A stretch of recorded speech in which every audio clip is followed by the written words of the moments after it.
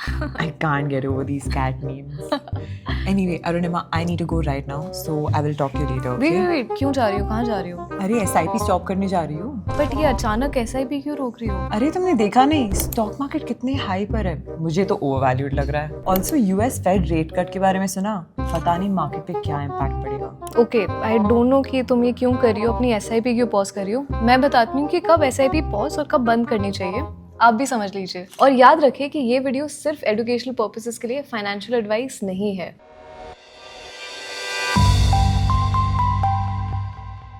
Systematic investment plan या SIP एक facility है जो म्यूचुअल फंड्स ऑफर करते हैं, जिससे आप डिसिप्लिन मैनर में इन्वेस्ट कर सकते हैं, चाहे डेली, वीकली, मंथली या क्वार्टरली है. ज्यादातर इन्वेस्टर्स जो म्यूचुअल फंड SIPs करते हैं वो यूजुअली ऑटो पे या ऑटो डेबिट फैसिलिटी चूज करते हैं. इससे हर महीने उनके बैंक अकाउंट से एक फिक्स्ड अमाउंट ऑटोमेटिकली डिडक्ट हो जाती है अपने म्यूचुअल फंड इन्वेस्टमेंट्स के लिए. बट लोग अपनी SIP को पॉज या स्टॉप क्यों करते हैं? अब बहुत से लोग मुझसे पूछते हैं कि अगर स्टॉक मार्केट ऊपर या नीचे जा रहा है तो क्या SIP बंद कर देनी चाहिए? नहीं, मैं आपको समझाती हूँ. 1. Market conditions. बहुत से लोग मार्केट हाईज या लोस पे अपनी SIP बंद कर देते हैं क्योंकि उन्हें लगता है कि वो मार्केट टाइमिंग करके अपनी इक्विटी फंड रिटर्न्स को मैक्सिमाइज कर सकते हैं. जब मार्केट हाई पे होता है, लोगों को लगता है कि अब मार्केट में गिरावट आएगी और वो लॉस से बचने के लिए SIP रोक देते हैं. वही जब मार्केट लो पर होता है तो लोगों को मार्केट के और नीचे जाने का डर होता है और वो अपने नुकसान को रोकने के लिए इक्विटी फंड्स में SIPs बंद कर देते हैं. और तो और मार्केट वॉलेटिलिटी के वक्त बहुत सारे लोग पैनिक करते हैं और अपनी SIP बंद कर देते हैं. बट क्वेश्चन ये कि क्या ये डिसीजन सही है? नहीं, ये approach long term wealth creation में प्रॉब्लम्स ला सकता है. SIP का फायदा कंपाउंडिंग और रुपी कॉस्ट एवरेजिंग से होता है, जिसमें अक्रॉस मार्केट लेवल्स, हाईज या लोस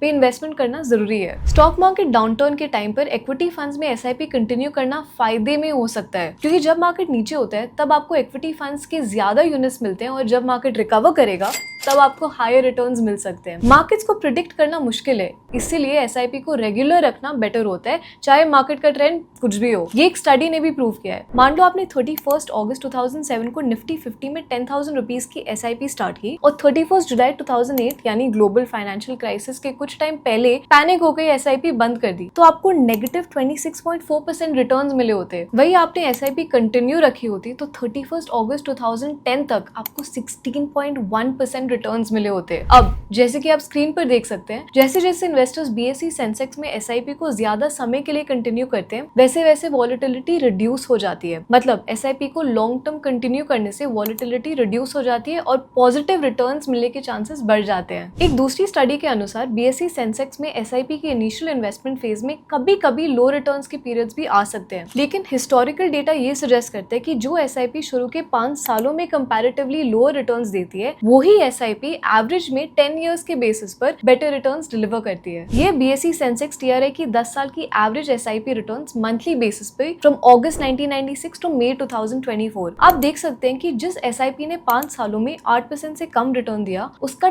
10 ईयर एवरेज रिटर्न है 18.7%, और वही जिसने मोर देन 8% रिटर्न्स दिए 5 सालों में, उसका 10 साल का एवरेज रिटर्न है 14.8%. अब मान लीजिए अगर किसी ने जनवरी 2008 में BSE सेंसेक्स TRI में 10,000 रुपीज की मंथली SIP शुरू की होती तो 31 मई 2024 तक उन्होंने टोटल 19.7 लाख रुपीस इन्वेस्ट किए होते और इस इन्वेस्टमेंट की करंट वैल्यू 67.2 लाख रुपीस होती एट एन XIRR और extended internal rate of return of 13.6%. XIRR SIP के रिटर्न्स कैलकुलेट करने का मेजर है. इसी तरह अगर किसी ने ये SIP मार्च 2009 में यानी मार्केट साइकिल के बॉटम पर शुरू की होती तो 31 मई 2024 तक उन्होंने 18.3 लाख रुपीस इन्वेस्ट किए होते, जो पहले इन्वेस्टर से 1.4 लाख रुपीस कम है, और इस इन्वेस्टमेंट की करंट वैल्यू 57.3 लाख रुपीस होती, पहले इन्वेस्टर से 9.8 लाख रुपीस कम, और XIRR 13.8% होता. ये एग्जांपल ये दिखाते हैं कि स्टॉक मार्केट के हाई या लो पर SIP शुरू करना आपके इन्वेस्टमेंट का टाइमिंग जरूर चेंज करता है, लेकिन लॉन्ग टर्म में दोनों इन्वेस्टर्स के रिटर्न्स में इतना बड़ा फर्क नहीं होता. इसीलिए स्टॉक मार्केट कंडीशंस की वजह से SIP स्टॉप या पॉज करना सही स्टेप नहीं है. अब आगे बढ़ते हैं. मैं आपसे एक सवाल पूछती हूँ, क्या होगा अगर कल आपकी जॉब चली जाए या कोई मेडिकल इमरजेंसी आ गई हो या फिर आपके पास कोई अनएक्सपेक्टेड एक्सपेंसेस आ गए हो, तो आप क्या करोगे? आपकी फाइनेंशियल सिचुएशन में कभी कभी ऐसी प्रॉब्लम्स आ सकती है जहाँ एसआईपी को कंटिन्यू करना मुश्किल हो सकता है। 2.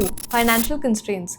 इसलिए बहुत से लोग ऐसी सिचुएशंस में अपनी एसआईपीज बंद कर देते हैं। बट क्या ये सही अप्रोच है? ऐसे केसेस में एसआईपी को स्टॉप करने की जगह पॉज करना बेहतर होगा। पर क्यों? एसआईपी को पॉज करना बेसिकली टेम्पररी ब्रेक लेना है अपने रेगुलर एसआईपी इन्वेस्टमेंट से, बिना अपनी इन्वेस्टमेंट प्लान को कम्प्लीटली स्टॉप किए। जब आप एसआईपी को स्टॉप करते हो तो आपकी इक्विटी म्यूचुअल फंड स्कीम में फर्दर कॉन्ट्रीब्यूशंस बिल्कुल बंद हो जाते हैं। लेकिन जब आप एसआईपी पॉज ऑप्शन चूज करते हो तो आप 1 या 2 इंस्टॉलमेंट्स तक अपनी एसआईपी इन्वेस्टमेंट्स को रोक सकते हो और फिर एक स्पेसिफाइड टाइम पीरियड के बाद ऑटोमेटिकली आपका एसआईपी कंटिन्यू हो जाता है। म्यूचुअल फंड्स यूजुअली कोई पेनल्टी चार्ज नहीं करती अगर आप अपनी एसआईपी का इंस्टॉलमेंट 3 महीने तक मिस कर देते हैं। अगर आपकी एसआईपी डेली, वीकली, फोर्टनाइटली या मंथली है तो 3 बार पेमेंट फेल होने के बाद आपकी एसआईपी कैंसिल हो जाती है। और अगर आपकी एसआईपी क्वार्टरली, हाफ ईयरली या ईयरली है तो 2 बार पेमेंट फेल होने पर एसआईपी कैंसिल हो जाती है। लेकिन अगर आप अपनी मंथली एसआईपी का इंस्टॉलमेंट मिस कर देते हैं क्योंकि आपके बैंक अकाउंट में सफिशिएंट बैलेंस नहीं है, तो बैंक आप पर पेनल्टी लगा सकती है जो 100 रुपीज से लेकर 750 रुपीज हो सकती है। ये charges bank to bank differ कर सकते हैं। ज्यादातर म्यूचुअल फंड्स एसआईपी को पॉज करने का ऑप्शन देते हैं, लेकिन इसमें यूजुअली लिमिट्स होती है कि आप कितनी बार और कितने टाइम तक एसआईपी पॉज कर सकते हो। मोस्ट फंड हाउसेस आपको 3 से 6 महीने तक एसआईपी पॉज करने की परमिशन देते हैं। साथ he pause facility her amount या फ्रीक्वेंसी के लिए अवेलेबल नहीं होती। For example, axis mutual fund और निप्पॉन इंडिया म्यूचुअल फंड तभी एसआईपी पॉज करने की परमिशन देता है जब एसआईपी की अमाउंट 1000 रुपीज से ज्यादा हो और वो कम से कम 6 महीने तक एक्टिव रही हो। आप एसआईपीज ऑनलाइन भी पॉज कर सकते हैं through camps and K fintech या फिर अपने म्यूचुअल फंड हाउस के थ्रू। लेकिन एक्सपर्ट्स का मानना है कि आप इक्विटी इन्वेस्टमेंट्स की इनिशियल ईयर्स में एसआईपी को पॉज करने से बचे जब तक कि ये आपका लास्ट रिजॉर्ट ना हो, क्योंकि ज्यादातर म्यूचुअल फंड हाउसेस आपको पूरे टेन्योर में 1 या 2 बार एसआईपी पॉज करने का ऑप्शन देते हैं। तो बेहतर ये होगा कि इस ऑप्शन को आप लेटर ईयर्स के लिए रिजर्व रखें और तब यूज करें जब कोई ऑप्शन ना हो। एसआईपी पॉज करने के अलावा आप अपनी एसआईपी अमाउंट को रिड्यूस भी कर सकते हो। मतलब लेट्स से अगर आप अभी इक्विटी फंड में 5000 रुपए की मंथली एसआईपी कर रहे हो तो उसे कम करके 3000 रुपए की मंथली एसआईपी कर सकते हैं।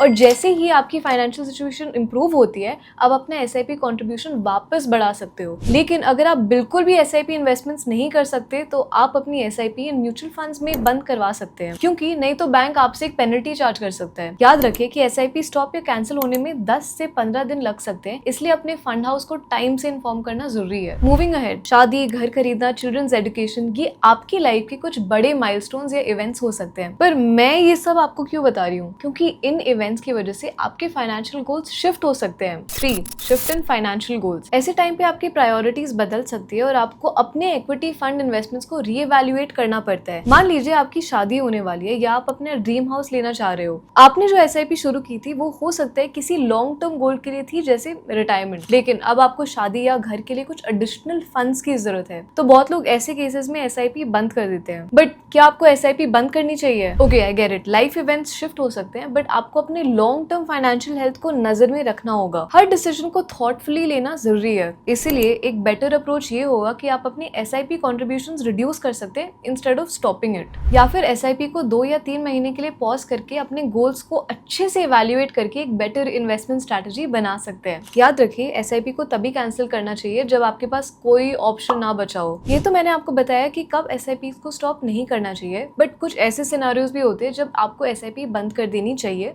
तो let's look at them as well. Reasons to stop SIPs. 1. Achieving investment goals. Let's say कि आपने इक्विटी फंड में एसआईपी स्टार्ट की थी एक 10 लाख रुपीस की कार बाय करने के लिए, जो आपका इन्वेस्टमेंट गोल था। अब एसआईपी इन इक्विटी फंड से ये इन्वेस्टमेंट गोल अचीव हो गया है, आपको आपका डिजायर्ड अमाउंट या रिटर्न मिल चुका है, तो आप एसआईपी बंद कर देते हैं। तो क्या ये लॉजिकल है? हाँ, बिल्कुल। अगर आपका इन्वेस्टमेंट गोल अचीव हो गया तो एसआईपी को स्टॉप करना एक लॉजिकल नेक्स्ट स्टेप हो सकता है। लेकिन एक बार ही अपनी इन्वेस्टमेंट्स को जरूर रिव्यू करें, देखिए कि आपका गोल पूरा हुआ है या उसको थोड़ा ट्वीक करना चाहिए फॉर बेटर रिटर्न्स। अब नेक्स्ट रीजन है under performance of equity funds. Under performing equity funds एक बहुत बड़ा रीजन हो सकता है एसआईपी रोकने का, क्योंकि अगर आपका इक्विटी फंड कंसिस्टेंटली अपने बेंचमार्क से पीछे रह गया है तो आपको अपनी इन्वेस्टमेंट स्ट्रैटेजी को दोबारा रीएवैल्यूएट करना चाहिए। अगर एक इक्विटी फंड लंबे समय के लिए अंडर परफॉर्म परफॉर्म कर रहा है और कोई इंप्रूवमेंट लग नहीं रही है, तो ये सिग्नल हो सकता है कि इक्विटी फंड में कोई प्रॉब्लम है या फिर फंड की स्ट्रैटेजी आउटडेटेड हो चुकी है। इसीलिए अगर आपका इक्विटी फंड लगातार अंडर परफॉर्म कर रहा है तो it's better to recheck its performance against its benchmark और पियर्स। इन्फॉर्म डिसीजन लेना जरूरी है कि आपको उस इक्विटी फंड में कंटिन्यू करना चाहिए या अपनी एसआईपी को बेटर परफॉर्मिंग इक्विटी फंड में शिफ्ट करना चाहिए। कंसिस्टेंसी और परफॉर्मेंस को समझना बहुत इंपॉर्टेंट है ताकि आपके long term financial goals achieve हो पाए। What happens when you stop your SIP? अब जैसे हमने डिस्कस किया,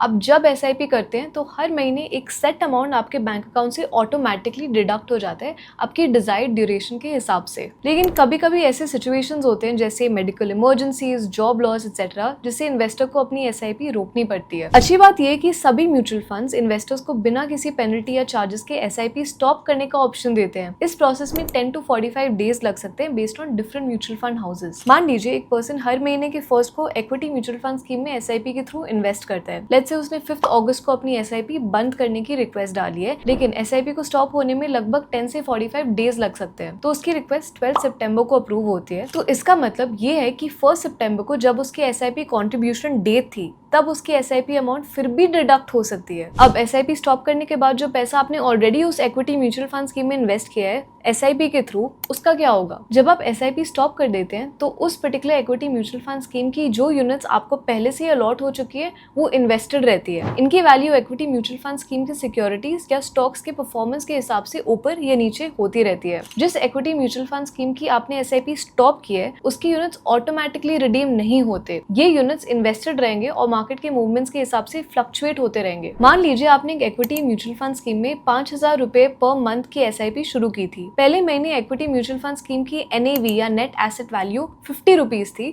तो आपको 100 यूनिट्स मिले। अगले महीने एनएवी 55 रुपीज हो गई तो आपको 5,000 के लिए लगभग 90.9 यूनिट्स मिले। अब अगर आप इस particular equity mutual fund scheme में एसआईपी स्टॉप करने का डिसाइड करते हैं तो आगे इस इक्विटी म्यूचुअल फंड स्कीम में नए यूनिट्स नहीं खरीदे जाएंगे, लेकिन जो पहले से आपके पास यूनिट्स हैं जैसे 100 या 90.9 यूनिट्स वो आपके पोर्टफोलियो में रहेंगे। इस particular equity mutual fund scheme की यूनिट्स की वैल्यू उसकी परफॉर्मेंस के हिसाब से बढ़ती या घटती रहेगी। एक कॉमन कंफ्यूजन ये भी है कि क्या बंद की गई एसआईपी को दोबारा शुरू किया जा सकता है? वेल, बिल्कुल। ज्यादातर म्यूचुअल फंड हाउसेस आपको ये फ्लेक्सिबिलिटी देती है कि आप जब चाहे अपनी एसआईपी को रिज्यूम कर सकते हैं बिना किसी रिस्ट्रिक्शंस के। याद रहे, एसआईपी स्टॉप करना सिर्फ फ्यूचर कॉन्ट्रीब्यूशंस को बंद करता है। अगर आप इक्विटी म्यूचुअल फंड स्कीम के यूनिट्स रिडीम करना चाहते हैं जिसमें आपने पहली एसआईपी की थी तो आपको म्यूचुअल फंड हाउस को स्पेसिफिकली उन यूनिट्स को रिडीम करने की रिक्वेस्ट देनी पड़ेगी। तो दोस्तों, एसआईपी को पॉज या स्टॉप करना एक जरूरी डिसीजन है जो आपकी फाइनेंशियल सिचुएशन और गोल्स पर डिपेंड करता है। अगर आपके पास टेम्पररी फाइनेंशियल इश्यूज हैं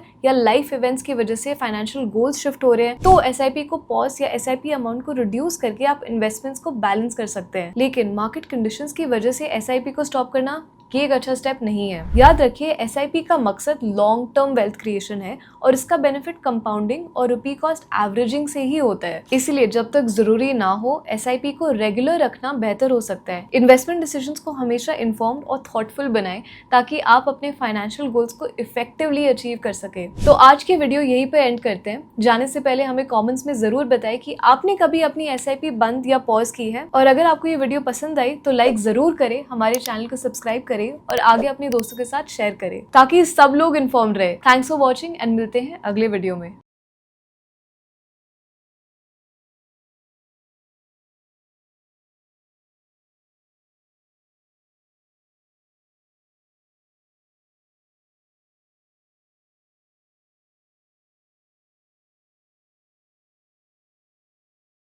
Mutual fund investments are subject to market risks.